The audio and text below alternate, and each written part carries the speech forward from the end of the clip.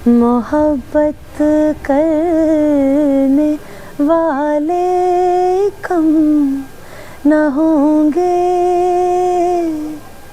मोहब्बत करने वाले कम न होंगे, तेरी महफिल में लेकिन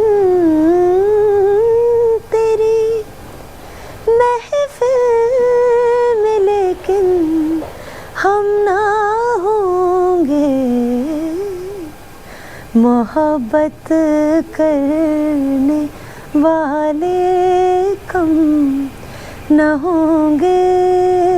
जब भी पाकिस्तान का नाम आता है तो लोग अलग भाव से बात करते हैं, और यकीन मानिए मेरे मन में भी हमेशा वैसे ही भाव, क्योंकि अंदर एक पेट्रियाटिज़म है वो हमेशा आ ही जाता है। लेकिन एक चीज़ मैं सोचती हूँ कई बार कि there was a song in a film called Refugee, पंछी नदियाँ पवन के झोंके, कोई सरहद ना इन्हें रोके।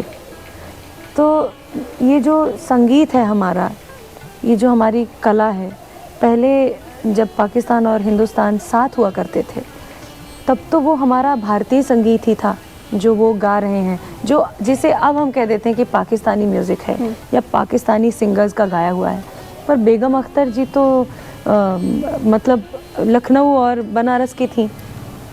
फिर अगर हम बात करें मेहदी हसन साहब की तो वो तो राजस्थान के थे। तो इस तरह से म्यूज़िक को कोई भी सरहद मुझे लगता है रोक नहीं सकती या बांट नहीं सकती, क्योंकि ये चीज़ें ऐसी हैं। और अब ख़ास तौर से आज के ज़माने में जब सोशल मीडिया इतना स्ट्रॉन्ग हो चुका है, डिजिटल मीडिया इतना स्ट्रॉन्ग हो चुका है कि कोई भी चीज़ एक से दूसरी जगह पहुंचने में फ्रैक्शन ऑफ अ सेकंड लेती है। तो और मैं हमेशा से, जैसे आपने कहा, गज़लें गाती हूँ, बचपन से गज़लें गाती हूँ। तो मेरे घर पे हमेशा, जब मैं शायद 2-3 साल की थी तब से मैंने मेरे पिताजी को मेहदी हसन साहब की गज़लें, गुलाम अली साहब की गज़लें, मधु रानी जी की गज़लें सुनते हुए सुना है, गाते हुए सुना है। तो मैं बहुत इन्फ्लुएंस्ड रही हूँ मेहदी हसन साहब की गज़लों से, गुलाम अली साहब की गज़लों से, बेगम अख्तर जी से, इकबाल बानो जी से। तो इन लोगों का म्यूज़िक मुझे बड़ा अच्छा लगता है, क्योंकि बहुत डेप्थ है इनके म्यूज़िक में। बहुत सीखे हुए लोग थे ये, गायकी को बहुत भावपूर्ण प्रेजेंट करते थे। तो मुझे बहुत अच्छा लगता है कि मैं इन लोगों को फॉलो करती हूँ। और रही बात, आपने कुछ हिंदी और उर्दू की बात की थी। जी, हिंदी और उर्दू में, जैसे कि हिंदी तो ज़ुबानी भाषा है इंडिया में, लेकिन उर्दू बड़ी कठिन भाषा होती है, उसकी बारीकियाँ, नुक्ता, वो सब चीज़ें आपने कहाँ से सीखी, कहीं सीखी या खुद से ही? बचपन से क्योंकि गज़लें गाने का शौक़ था, तो थोड़ा थोड़ा कभी कभी चीज़ों को पढ़ने के बाद जब ना समझ आए तो किसी से पूछती थी, पर तब इतना ज़्यादा समझ नहीं आता था किसे पूछना चाहिए। हमारे स्कूल में एक टीचर हुआ करते थे, कमाल सर, उनको हम पूछते थे कभी कभी। लेकिन उर्दू से ज़्यादा राब्ता मेरा मुग़ल आज़म के बाद शुरू हुआ। गज़लें तो मैं तब भी गाती थी, और जो नहीं समझ आए वो किसी को पूछ लेती थी। लेकिन जब मैंने मुग़ल आज़म किया तो हमारे एक डिक्शन टीचर थे, कमाल, उनका भी नाम कमाल था। तो कमाल सर थे, उनको हम कई बार पूछ लिया करते थे और वो हमें प्रॉपर बताते थे, क्योंकि मुग़ल आज़म की स्क्रिप्ट जो थी वो बहुत खालिस उर्दू थी, ज़हीन जिसे कहते हैं। तो वो उर्दू हमें समझ नहीं आती थी। जैसे कहते थे कि उसमें एक डायलॉग था कि ज़ियारत को निगाहें मुंतज़िर हैं, क़दम बोसी को राहें मुंतज़िर हैं। सुनने में इतनी प्यारी लैंग्वेज है ये, लेकिन उतनी ही डिफ़िकल्ट है। नुक्ता अगर आप सही जगह लगाएं तो उसका मतलब बदल जाता है, और अगर गलत जगह लगाएं तो वो भी बदल जाता है। जैसे सहर और शहर, सहर मतलब सुबह और शहर मतलब सिटी। इसी तरह से बहुत सारी चीज़ें होती हैं, जैसे लोग गलत जगहों पर भी नुक्ता लगा देते हैं, उससे उसका मतलब बदल जाता है। जैसे फूल और फूल, तो फूल तो फ्लावर जो होता है उसको कहते हैं, पर फूल जो होता है वो बेसिकली बेवकूफ़ को कहते हैं।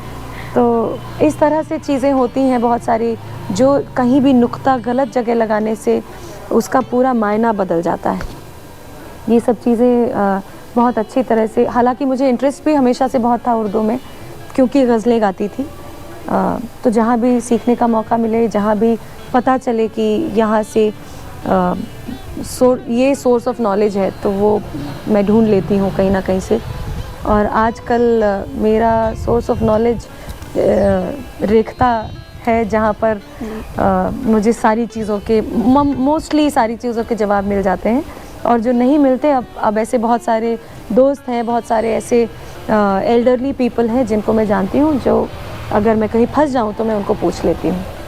एक गज़ल है, मोहब्बत करने वाले कम ना होंगे तेरी महफिल में लेकिन हम ना होंगे, मेहदी हसन साहब की गज़ल है, वो सुना देती हूँ आपको। मोहब्बत करने वाले कम न होंगे, मोहब्बत करने वाले कम न होंगे, तेरे महफिल में लेकिन तेरी महफिल में लेकिन हम ना होंगे, मोहब्बत करने वाले कम न होंगे, मोहब्बत करने वाले कम न होंगे, मोहब्बत करने वाले कम न होंगे।